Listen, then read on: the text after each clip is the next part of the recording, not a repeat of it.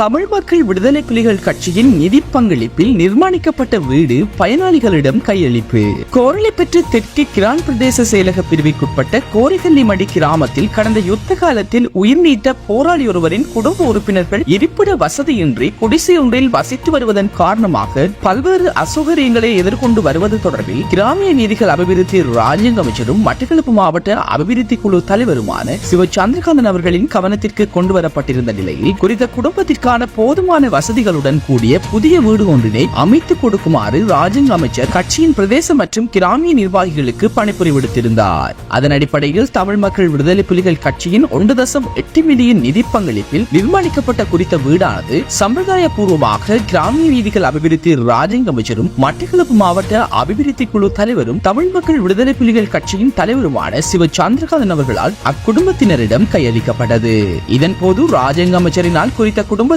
வீட்டு உபகரணங்கள் உள்ளிட்ட பொருட்களும் வழங்கி வைக்கப்பட்டிருந்ததோடு மேலும் வீட்டுக்கு தேவையான நிரந்தர மின்சார இணைப்பு உள்ளிட்ட ஏனைய அனைத்து வசதிகளும் செய்து கொடுக்குமாறு கட்சி நிர்வாகிகளுக்கு இதன் போது பணிப்புரை விடுத்திருந்தார். இதன் போது தமிழ் மக்கள் விடுதலை புலிகள் கட்சியின் மட்டக்களப்பு மாவட்ட அமைப்பாளர் அருண் திருநாவுக்கரசு, கட்சியின் கிராமிய குழு உறுப்பினர்கள் ஜெயசீலன் மற்றும் தயாநிதி உட்பட கட்சியின் பிரதேச மற்றும் கிராமிய மட்ட நிர்வாகிகள் பலரும் கலந்து கொண்டிருந்தனர்.